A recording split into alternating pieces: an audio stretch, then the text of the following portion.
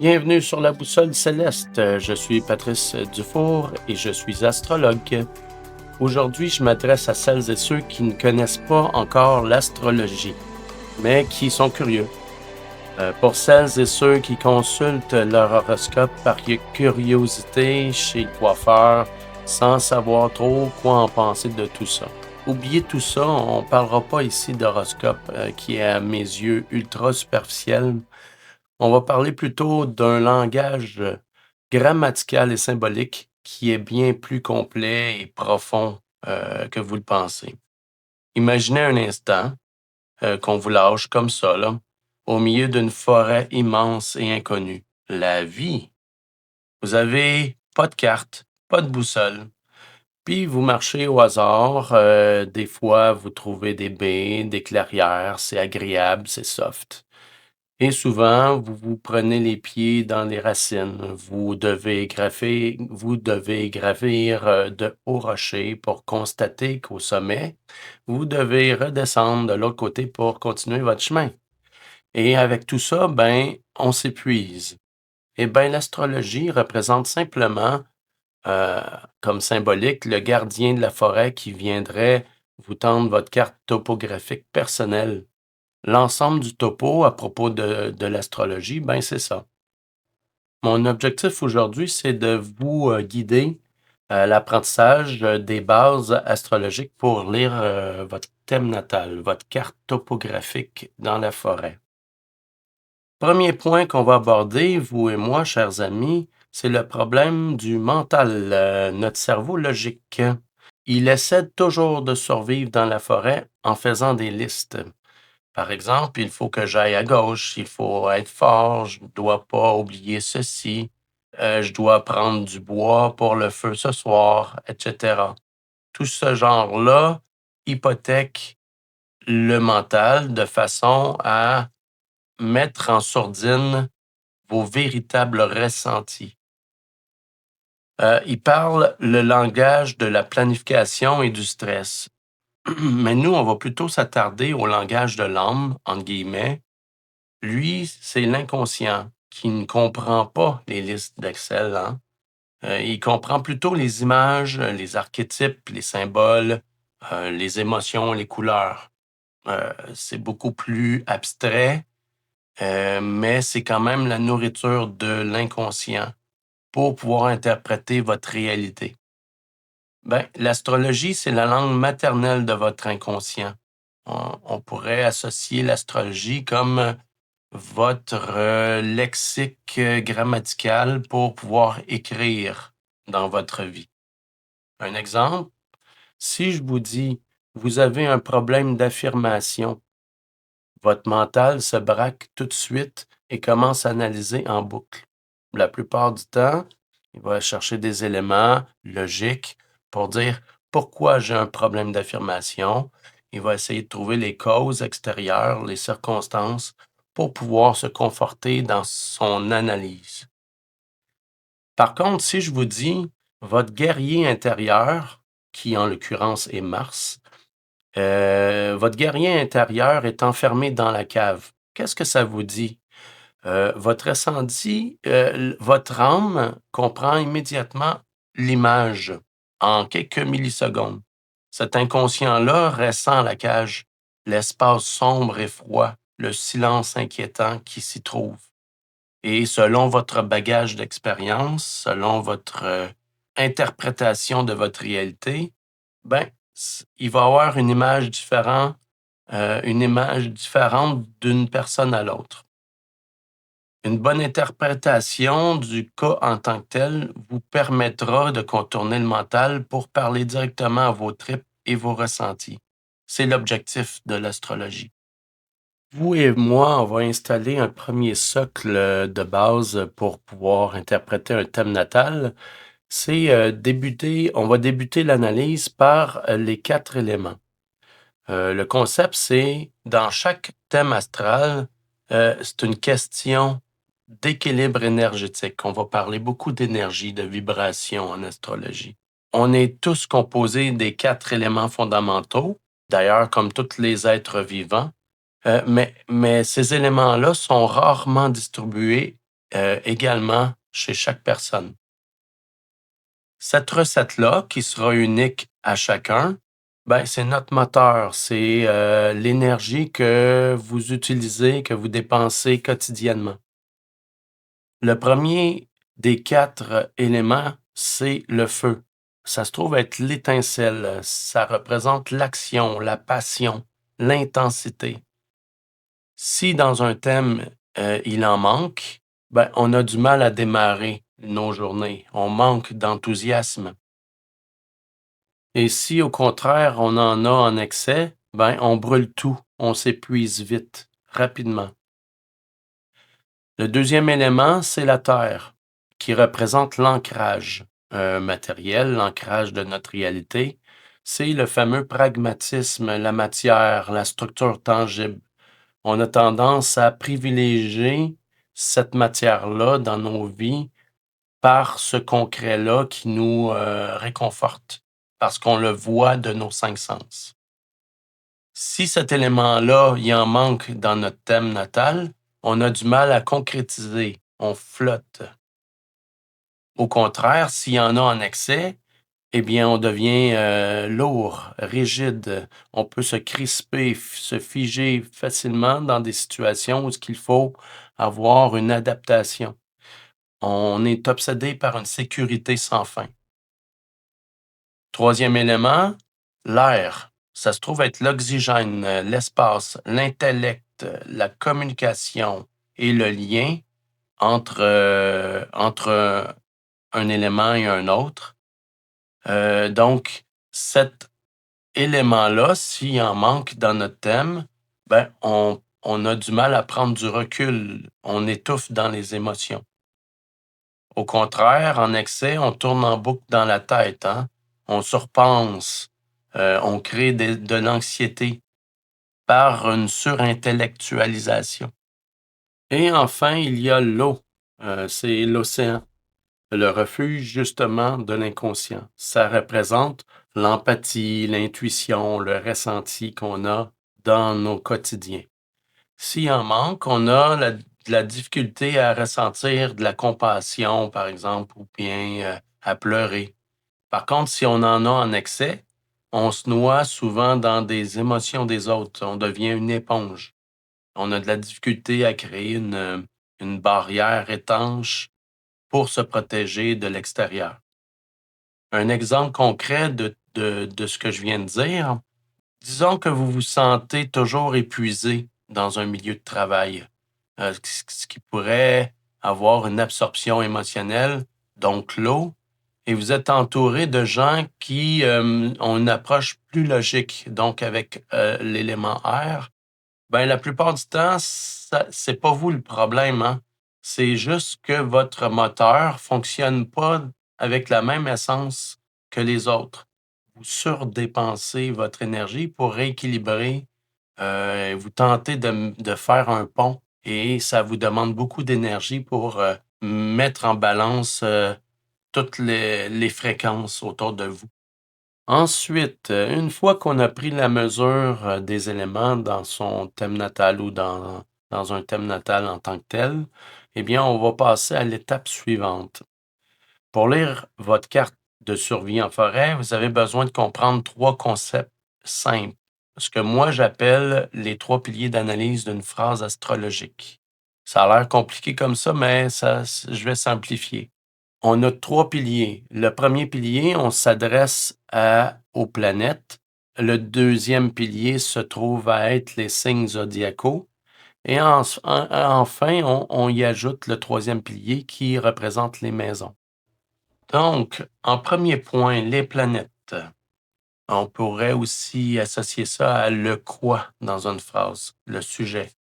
C'est les acteurs de la scène. Les différentes voix dans votre tête aussi, hein? Non, vous êtes pas fou, mais on peut dire que ces voix représentent les acteurs de votre film intérieur.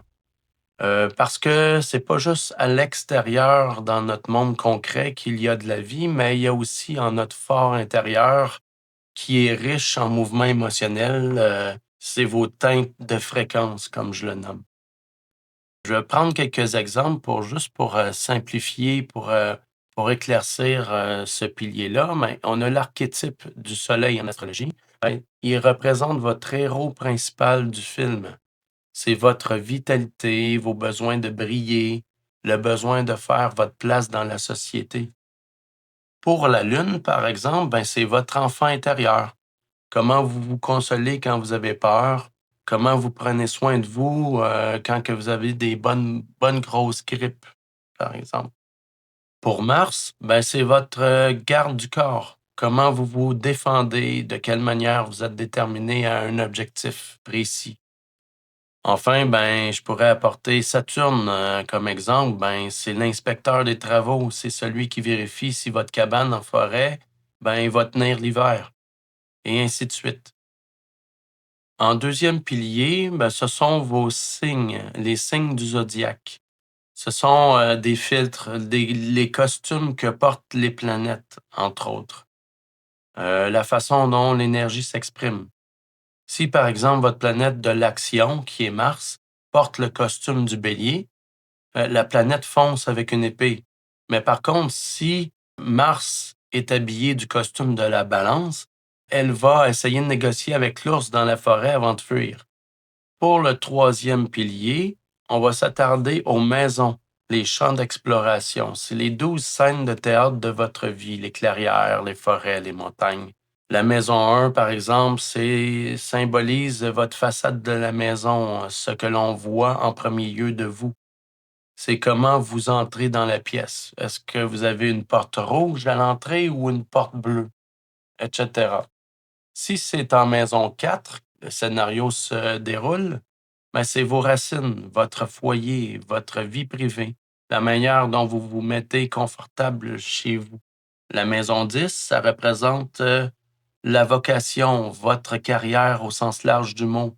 C'est votre contribution au monde et à la société.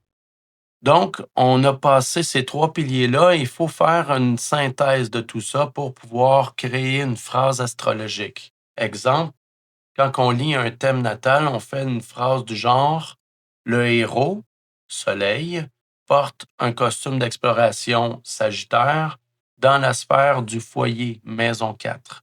Ça a l'air un petit peu abstrait au début comme ça, mais avec la pratique et avec l'apprentissage des mots-clés, on arrive vraiment bien à pouvoir ressentir cette phrase-là, hein. Le truc, là, c'est vraiment ressentir et non intellectualiser.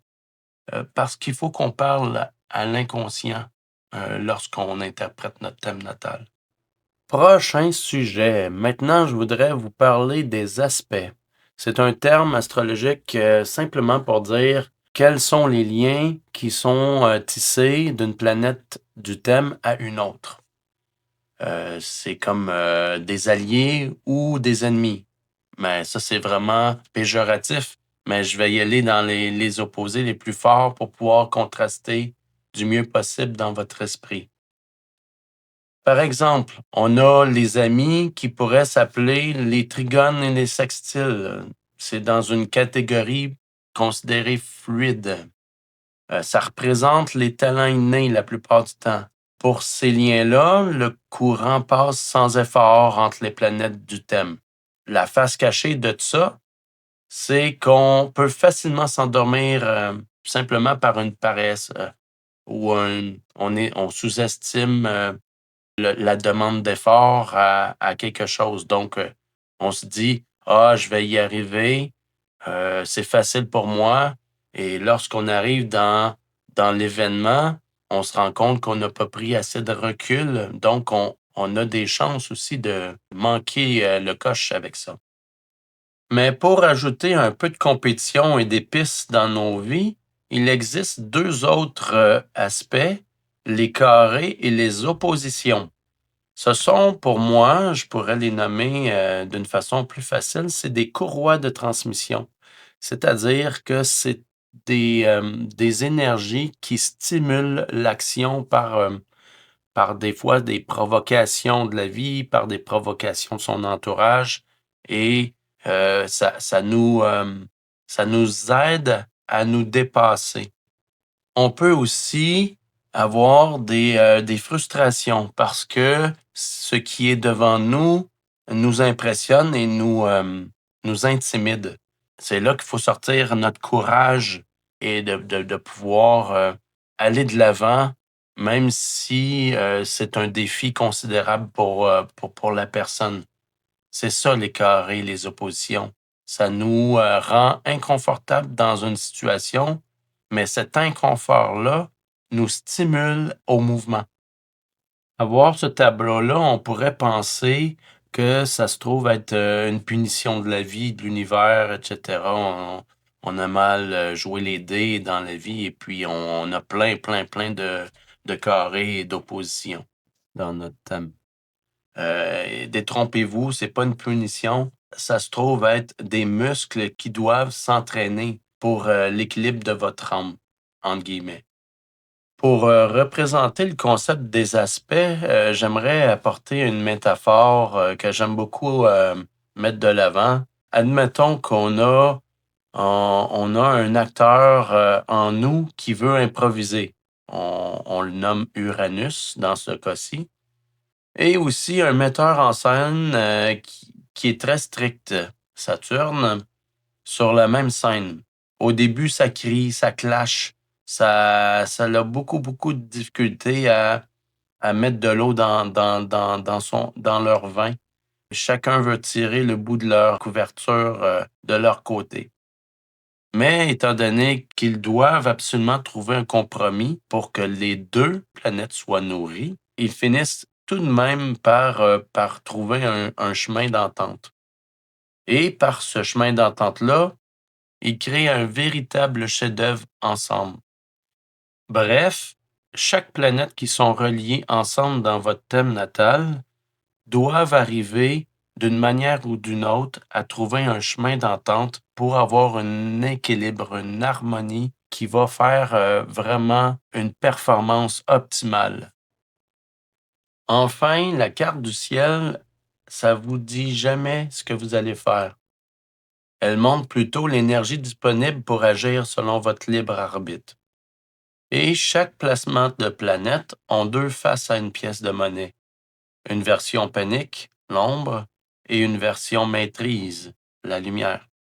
Si vous avez beaucoup de l'élément eau, par exemple, dans votre thème, vous pouvez soit vous noyer dans vos émotions, basse fréquence, soit devenir un guérisseur empathique incroyable, haute fréquence. La carte vous montre simplement l'eau, c'est à vous de décider d'apprendre à nager ou non. En résumé, votre âme vous a laissé un manuel d'instruction parfait le jour de votre naissance et vous avez le droit de l'ouvrir. Pour commencer à déchiffrer votre propre légende, j'ai créé un guide gratuit qui traduit l'énergie de votre signe solaire, les 12 fréquences de l'âme. Le lien est en description pour ceux qui seront intéressés. Voilà, mes chers amis, si cette nouvelle façon de voir l'astrologie résonne en vous, vous pouvez vous abonner. La semaine prochaine, on commence à décrire les caractéristiques de chaque planète dans le thème natal. On va partir avec le Soleil, votre acteur principal. J'espère que ça vous aura aidé à comprendre un peu mieux c'est quoi l'astrologie. C'est sûr que c'est une base, et c'est un socle sur lequel on peut se reposer pour approfondir l'apprentissage, mais j'espère que ça vous aura aidé à comprendre c'est quoi l'astrologie. D'ici là, prenez soin de votre lumière et à très vite.